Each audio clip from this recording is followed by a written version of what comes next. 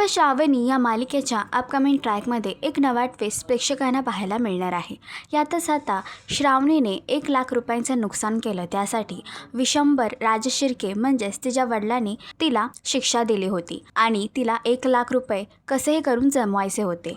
यामध्ये शुभ देखील तिची मदत करत आहे, पण जिथून त्याला मदत मिळणार होती तिथे देखील आता थोडा अडथळा आला आहे।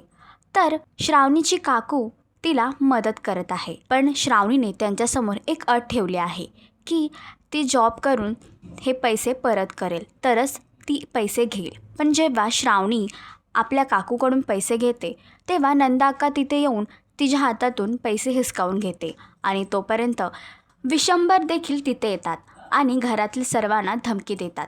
या घराचे नियम काय आहेत, त्यांना हे नियम मान्य नाहीत, ते या घरातून बाहेर जाऊ शकतात। तर आता श्रावणी नक्की काय करणार आणि शुभ श्रावणीची कशा प्रकारे मदत करणार।